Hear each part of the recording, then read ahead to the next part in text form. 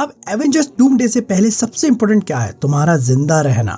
Sorry गलत हो गया। सबसे इंपॉर्टेंट है उसका सेटअप, क्योंकि आज से करोड़ों साल पहले, मेरा मतलब 1 मिनट, 10 + 3 = 14 13 साल पहले एक थैनोस का हिंट दे दिया गया था। द एवेंजर्स मूवी में बता दिया था कि इस इन्फिनिटी सागा का बिग डैडी कौन होने वाला है, और उसका पे आउट 7 साल बाद निकला। मतलब 7 साल तक उसकी कहानी चलती ही रही। और सोचो, डॉक्टर डूम के बारे में तुम क्या ही जानते हो? ना उसका प्लान पता है, ना उसकी दहशत फील हो रही है, और ना ही ये पता है कि वो कैसे एंट्री लेगा। बस डॉक्टर डूम के नाम पे तुमको ये पता है कि उसको बस RDJ प्ले करने वाला है, बस। लेकिन इससे पहले फेज 5 की लास्ट मूवी होने वाली है थंडरबोल्ट। उसके बाद आएगी फेज 6 की पहली movie the fantastic four the first step, जो कि 25 जुलाई को रिलीज होगी। और ये मूवी बताएगी कि मल्टीवर्स सागा में आखिरकार चल तो चल क्या रहा है, और मोस्ट प्रोबेबली डूम भी इसी में इंट्रोड्यूस होगा, क्योंकि डूम और फैंटास्टिक फोर का जो रिश्ता है वो पुराना है, तो वो आएंगे। और अभी तक फैंटास्टिक फोर का एक टीजर और ट्रेलर आ चुका है। आई थिंक अब इस पे बात कर लेना चाहिए। फैंटास्टिक फोर मार्वल की फर्स्ट फैमिली में से एक है, और ये फेज 6 की पहली मूवी होगी, जिसमें रीड रिचर्ड है स्मार्टेस्ट मैन अलाइव, सूजन का भाई जॉनी और रीड का दोस्त बेन।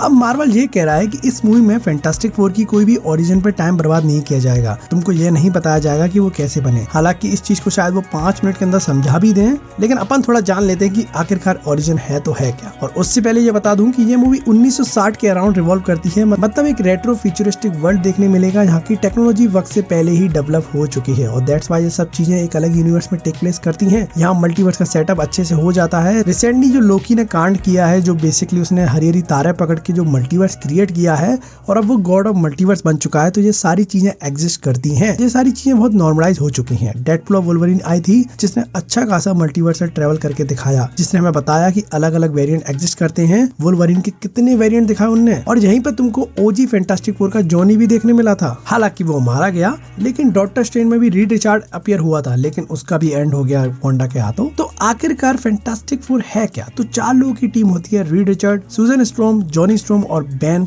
ग्रिम। अब ये चारों स्पेस मिशन पे जाते हैं to test the experimental spacecraft, कि वो कितनी स्पीड से चल सकता है। लेकिन इवेंचुअली ये चारों एक कॉस्मिक रे से एक्सपोज्ड हो जाते हैं, और इवेंचुअली दे गॉट पावर्स, जिसमें रीड रिचर्ड, जिसको पेड्रो पास्कल प्ले कर रहे हैं, उसको मिलती है शेप शिफ्टिंग की पावर, और इलास्टिसिटी मिलती है, जिससे वो अपनी बॉडी का कोई भी पार्ट कितना भी लंबा छोटा कर सकता है। और लंबे से मेरा मतलब है कि बहुत लंबा, मतलब बहुत लंबा। और साथ ही में रीड रिचर्ड बहुत स्मार्ट है। मतलब अगर रीड किसी चीज के पीछे पड़ गया तो भाई वो उसे ढूंढ कर ही रहेगा। ऊपर से वो एक एरोनॉटिकल इंजीनियर है, फिजिक्स और स्पेस एक्सप्लोरेशन में मल्टीपल PhD होल्ड करता है। वो काफी ग्राउंड ब्रेकिंग टेक्नोलॉजी बनाई है उस बंदे ने, और इंटर डायमेंशनल पोर्टल और एडवांस स्पेसक्राफ्ट पे भी काम कर चुका है वो। और भाई कुछ कॉमिक में तो डॉक्टर डूम और रीड दोनों साथ मिलकर काम करते हैं। और तुम आगे ये ट्रेलर में देख भी सकते हो कि ब्लैक बोर्ड पे वो कुछ ना कुछ लिख रहा है, कुछ थ्योरी बना रहा है, टाइम के ही रिलेटेड कुछ काम कर रहा है। फिर आती है सूजन स्ट्रॉम, इनविजिबल वुमन। नाम से ही पता चलता है वो इनविजिबल हो जाती है। उसी के साथ एक वो फोर्स फील्ड क्रिएट कर सकती है एक, और उसी के साथ वो फोर्स फील्ड के प्रेशर के अटैक भी कर सकती है। हालांकि वो मॉलिक्यूलर बायोलॉजी, जेनेटिक और मेडिकल साइंस में काफी स्किल्ड है,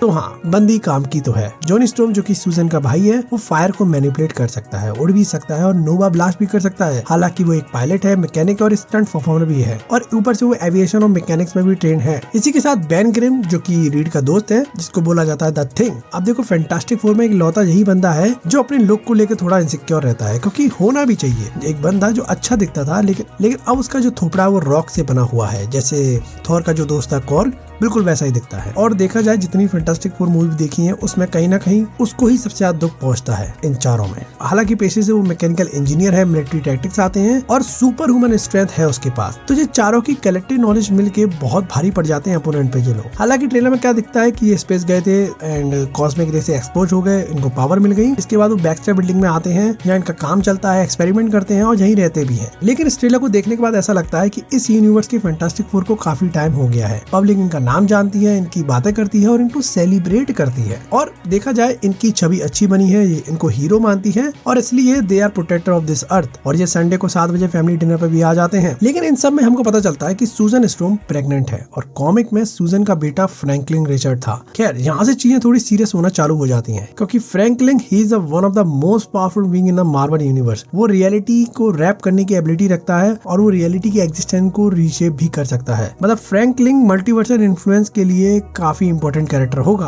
अब देखो फेस इसके बाद मूवी से मल्टीवर्स के ही दिखने वाली है, चीजें एक ही यूनिवर्स तक सीमित नहीं रहने वाली। हालांकि तुम्हें ओजी फैंटास्टिक फोर की कार देखने मिलती है जो तुम्हें डेडपूल वुल्वरीन में देखने मिली थी, लेकिन सबसे बड़ी बात कि यहाँ पर फीमेल सिल्वर सफर आ चुकी है जो है शालाबाई। और कॉमिक में फीमेल सिल्वर सफर की भी एक कहानी है, तो काफी इंटरेस्टिंग कहानी है। तो शालाबाई का आदमी है नॉर्मन रेड, जो कि हमें पहली वाली फैंटास्टिक फोर में देखने मिला था। वो एक अलग यूनिवर्स की कहानी थी, ये एक अलग यूनिवर्स की कहानी है, लेकिन उस यूनिवर्स में गैलेक्टस का जो हेराल्ड था वो बना था नॉरेन, लेकिन इस यूनिवर्स में जो हेराल्ड बनी है वो है शालाबाई। क्योंकि उसको अपने ज़ेनला नाम का एक प्लेनेट है, उसको गैलेक्टस से बचाना है, तो उसने अपने आप को सेक्रीफाइस करके अपने प्लेनेट को बचाया, बदले में वो गैलेक्टस की हेराल्ड बन चुकी है। अब फीमेल सिल्वर सफर के कुछ मूवमेंट है कॉमिक में जो काफी मजेदार है सुनने में। देखो एक बार क्या हुआ, मेफिस्टो ने उसकी मेमोरी वाइप करके उसको बिलीव करवाया कि वो लेविटेरियन से बिलोंग करती है और उसकी एक फॉल्स मैरिज करा दी डॉक्टर डूम से, लेकिन डॉक्टर डूम इन सब से अनजान था। हालांकि उसकी मेमोरी वापस आ जाती है और वापस चली जाती है। और एक बार फीमेल सिल्वर सफर ने गैलेक्टस को बिट्रे कर दिया था, बदले में गैलेक्टस ने उसके प्लेनेट को उड़ा दिया। जब शालाबाई को कॉस्मिक पावर मिली तो उसने पूरा प्लेनेट रिस्टोर कर लिया अपना। तो ये चीजें सुनने में बड़ी अच्छी लगती हैं और देखने में मजा आएगा। खैर आखिरकार गैलेक्टस कौन है? तो देखो Galactus is a cosmic being जिसका काम है सिर्फ लाइफ एनर्जी को कंज्यूम करना। वो भरे भरे प्लेनेट भरी पॉपुलेशन पे जाता है, उनको खा लेता है। गैलेक्टस ने सिल्वर सफर को काम पे रखा ताकि वो पता करके बताए कि कौन सा प्लेनेट कंज्यूम करने लायक है। और कहते हैं कि जब सिल्वर सफर किसी प्लेनेट पे जाती है तो उस प्लेनेट पे होते हैं 8 दिन, उसके बाद गैलेक्टस आएगा और अपना काम करके चला जाएगा। और कॉमिक में तो कुछ भी चल रहा है, लेकिन अच्छा लगा सुनकर मेरे को। देखा जाए तो गैलेक्टस को थॉर ने ही पेल दिया एक बार तो।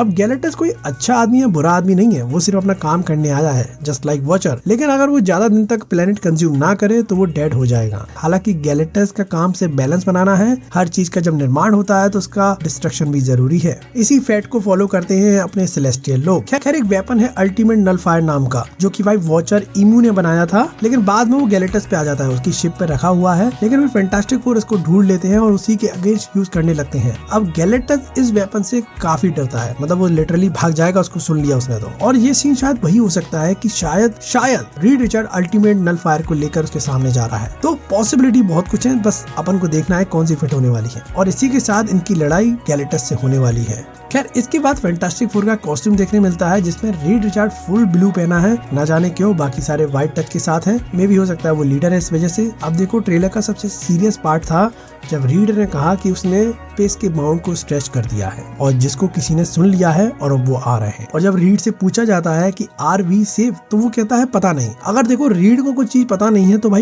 भाई उल्टी गिनती गिनना शुरू कर दो, क्योंकि वो सब जानता है। अगर उसको नहीं पता तो भाई फिर तो कोई कुछ नहीं जानता। और यहाँ पर सूजन स्टॉर्म फ्यूचर फाउंडेशन की जैकेट पहनी हुई है। ये रीड का ही एक ऑर्गेनाइजेशन है जिसमें आने वाले टाइम में वो यंग ब्रिलियंट बच्चों को इकट्ठा करेगा। और ये लोग बहुत ज्यादा स्मार्ट होते हैं और ये कुछ नया बनाते हैं। मतलब ये ग्लोबल एयर कॉस्मिक इश्यू पे बात करेंगे, छोटी बड़ी चीजों बात नहीं करेंगे, अर्थ के बाहर की बात करते हैं ये लोग। और सीक्रेट वॉर में फ्यूचर फाउंडेशन काफी काम आता है टू रिबिल्ड मल्टीवर्स, क्योंकि सीक्रेट वॉर में तबाही होती है सीधे। हालांकि फ्यूचर फाउंडेशन में इंटरडायमेंशन पे रिसर्च करना, और एक बार तो यहाँ पे तरह तरह के रीड्स के वजन भी एनकाउंटर करने मिलते हैं, जिनको आगे चल के काउंसिल ऑफ रीड कहा जाता है। जैसे काउंसिल ऑफ कैंग थी, वही ऐसे काउंसिल ऑफ रीड होती है। यहाँ पर 3 रीड रिचार्ड होते हैं जो काफी स्मार्ट थे। और इन फ्यूचर फाउंडेशन का एक ही मिशन होता है कि सॉल्व एवरीथिंग, मतलब जो भी मिल रहा है सबको सॉल्व करो कैसे ना कैसे करके। और देखो ये काउंसिल मोस्टली बनाई गई थी डॉक्टर डूम और गैलेक्टस ऐसे थ्रेट से निपटने के लिए। खैर पोटेंशियल तो बहुत सारी दिख रही है। खैर एक सीन ये भी आता है जब जॉनी स्टॉर्म सिल्वर सफर की बोर्डिंग को पकड़ लेता है और ऊंचाई के कारण, ऑक्सीजन कम होने के कारण उसकी फ्लेम बुझ जाती है और वो नीचे गिरने लगता है, जो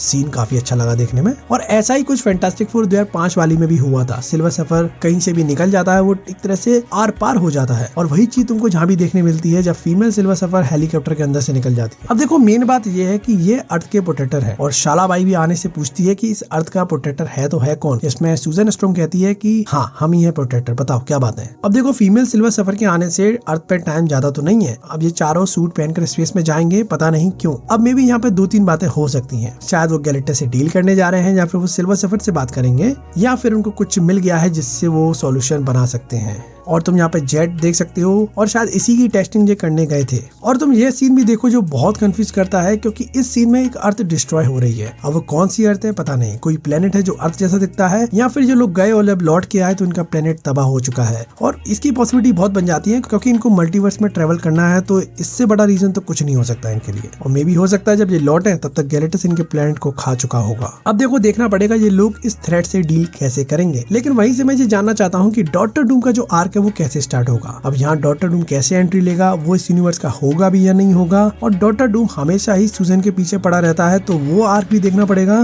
कि उसको कैसे जस्टिफाई करेंगे ये लोग। तो एक्साइटमेंट तो बहुत है। तो बाकी थ्योरीज पे थ्योरी आती रहेंगी, तो स्टे ट्यून। तो बाकी तुमको ये वीडियो कैसा लगा मुझे कमेंट में जरूर बता देना। बाकी फ्यूचर वाइब अच्छी लगी मेरे को।